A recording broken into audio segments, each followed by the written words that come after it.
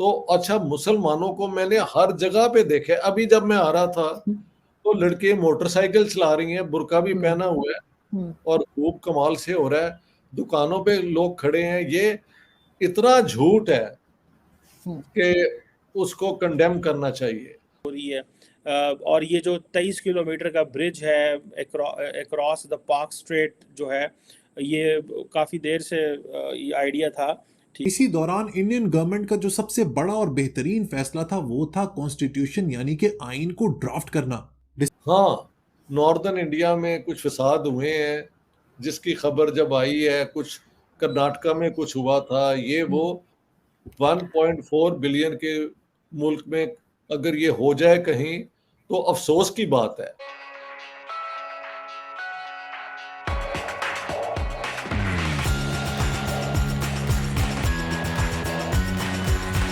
लेकिन ये कहना कि हर मुसलमान वहां के डर से रहता है, तो मैंने तो रात को 1-1 बजे तक ये मुसलमानों को आम सैर करते देखा है। वो अपना साहिल पे और पार्क्स में अपनी बीवियों को, अब बल्कि पता नहीं बीवी हैं या गर्लफ्रेंड है, हाथ पकड़े हुए हैं दोनों ने, और बुर्का लड़की ने पहना हुआ है। मैंने कभी देखे हैं अपने पाकिस्तान में कोई शादीशुदा पार्क के अंदर हाथ पकड़ के जा रहे हो, या किसी ने लड़की को ऐसे हाथ रख के अपने क्लोज किया हो सकता है मियाँ बीवी हो, लेकिन यहाँ पे तो कर रहे होते हैं वो।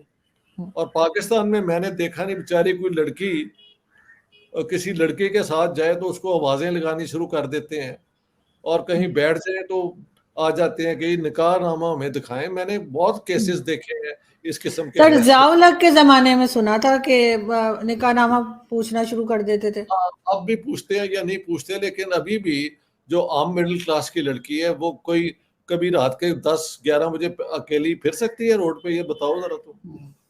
नहीं, बिल्कुल नहीं। नो क्वेश्चन जी, नो क्वेश्चन। सर, आजकल तो इतने ज्यादा रेप केसेस बढ़ गए हैं इस्लामाबाद जैसी सिटी में और लाहौर में, कराची, हर जगह पर ही तकरीबन, कि समझ नहीं आ रही कि किस किस्म के हाँ, लोग हैं। मैंने तो रात फ्रस्ट्रेशन है। के 1-1 बजे तक देखा है लोगों को। मैं बता रहा हूँ ऑनेस्टली, बुर्का पहना हुआ है, पता लग जाता है ये मुसलमान लड़की है। और उसके साथ एक है, उसने, दोनों ने हाथ पकड़े हुए हैं, या उसने उसे कंधे पे हाथ रखा हुआ है, एंड वो वैसे सैर कर रहे हैं जैसे लोग कर रहे हैं बाकी।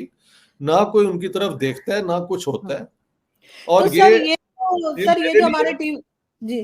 या ये मेरे लिए, ये इंडियन गवर्नमेंट ने ये धोखा हर जगह किया हुआ है कि मैं जहां जाऊंगा तो आगे वो एक्टर्स भेज देंगे, या तो फिर मैं इतना इम्पोर्टेंट हूँ कि मुझे धोखा देने के लिए पूरे हिंदुस्तान के लिए ये ड्रामा हो रहा है, या जो मुझे नजर आ रहा है वो हकीकत है। और मैं कोई बिल्कुल। बेवकूफ तो नहीं हूँ, ये बिल्कुल हकीकत है। तो सर, यानी सर यहाँ पे जो बार बार बताया जाता है कि हिंदुस्तान में मुसलमानों पे बड़े जुल्म हो रहे हैं, बड़े पिसे जा रहे हैं, तो वो कोई पिसा हुआ दिखा आपको कि सब ऐसे ही घूम रहे हैं आराम से? मैं जो बता रहा हूँ वो मुसलमान ही थे, या फिर ये तुम कह दो आरजू के ये मोदी हुकूमत ने जहां मैं जाता हूँ पहले आर्टिस्ट रखे होते हैं कि मैं ये देख लूं। अच्छा, अगर ये मेरे लिए ये किया है, तो वो मस्जिद भी इतनी बड़ी उठा के उन्होंने उस पहाड़ों के और पानी के दामन में बना दी है मेरे देखने के लिए। और ये हर जगह पे है, छोटे से सही। छोटे शहर में भी चले जाएं तो आपको मस्जिद एकदम नजर आ जाती है। देहरादून में गया तो वहां पे भी मस्जिद थी, और हर जगह पे, बल्कि सहारनपुर से और इधर उधर से आके लोग सेटल हुए हैं। मुझे 2 डिफरेंट काजमी फैमिलियां वहां पे मिली, एक फारूकी साहब मिले। ये मैं बात कर रहा हूँ ये पंजाब की, और वो उस तरफ की। तो बाकी तो दिल्ली के अंदर तो सब भी हैं। ये अपना उर्दू बोर्ड के मैं गया था, जो हिंदुस्तान का सबसे बड़ा है ना, उर्दू तरक्की बोर्ड, उसके जो हैं जनरल सेक्रेटरी अतर फारूकी, वो प्ले राइट हैं, और ये उन्होंने बुलाया वहाँ पे। कई और लोग आए हुए थे, बड़े बड़े जो मुसलमान दिल्ली के हैं, पढ़े लिखे राइटर्स मेरा मतलब है, और जर्नलिस्ट। बहुत खूब हमारी डिस्कशन हुई। ठीक है, पॉलिटिकली उनके कुछ वो जो भी है, I don't want to discuss that. लेकिन यार, इतना बड़ा बोर्ड है और करोड़ों की वो प्रॉपर्टी है और मुसलमानों की ठाट है वहां पे। वो उन्होंने कहा है कि हमारे 550 शहरों में हमारी शाखें हैं उर्दू तरक्की बोर्ड की। 550, now that's a very large number. Urdu बिल्कुल। तरक्की, हाँ जी, तो आपको कहाँ से मैं ढूंढ के लाऊं कि जो वो जो हमले होते हैं वो एकदम खबर आ जाती है, उस पे एकदम बहस भी शुरू हो जाती है। ठीक है। लेकिन सर आप दिल्ली भी गए हैं और मुंबई भी गए हैं, तो सर दोनों सिटीज में वो ऐसा लोग बताते हैं दिल्ली जो है वो कैपिटल है तो इस्लामाबाद की तरह है, और मुंबई में बहुत ज्यादा रश और बहुत ज्यादा क्राउड जो है वो देखने में आता है कराची जैसा। क्या वाकई ऐसा है? आपको मुंबई कैसा लगा? क्योंकि मेन तो सब लोग इसकी बहुत बात करते हैं फिल्म इंडस्ट्री की वजह से भी पाकिस्तान में। हाँ जी, मतलब बॉम्बे तो बहुत बड़ा है, और यहाँ पे अब जो नई बिल्डिंग्स खड़ी हुई हैं और जो नई इंडस्ट्रीज हैं, जो जगमग है यहाँ के बाजारों की, वो कराची का तो सत्यानाश हो गया ना MQM के बाद। जो वो हमें गुंडागर्दी हुई तो उसके बाद कराची तो रिकवर ही नहीं किया। एक जमाने में जब मैं 50s में जाता था, 55 56 में, तो कराची लगता था लाहौर से 50 साल आगे है। क्लीन, वेल केप्ट, ये वो, बिल्कुल पैक एंड क्लीन। अब तो वहां पे जब मैं गया हूं तो वही कुछ इलाके ठीक है, बाकी इलाके रन डाउन है। There is no comparison between Karachi and Mumbai, absolutely not. यानी इंडिया की मिडिल क्लास इतनी बड़ी है कि सारे यूरोप की मिडिल क्लासेस अगर आप काउंट कर लेना तो उतनी बाइंग पावर है अब सिर्फ इंडिया की मिडिल क्लास की।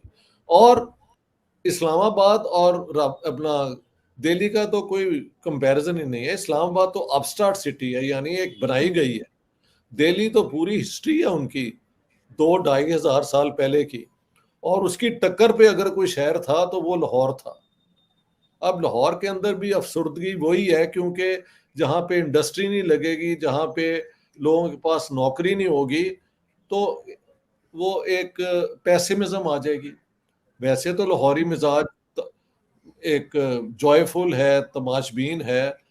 वो बेचारे कैसे करें उन चीज़ों को जब जेब में पैसे ही कोई नहीं है। मैं तो लाहौर पाकिस्तान रह के आया हूँ, मेरे दोस्त जो हैं वो अपर मिडिल क्लास के ही हैं, जो ज़्यादातर हैं, जो कामयाब हो गए। जो बेचारे पिछले रह गए उनको मैं ढूंढता फिरा, मुझे कोई नहीं मिला। तो जो कामयाब है उन्हें मिला, लेकिन उनका स्टैंडर्ड ऑफ लिविंग और यहाँ की आम मिडिल क्लास का स्टैंडर्ड जो है, वर्ल्ड्स डिफरेंस। अभी मैंने एक दिन एक कार लगाई थी जो इलेक्ट्रिसिटी पे चलती है।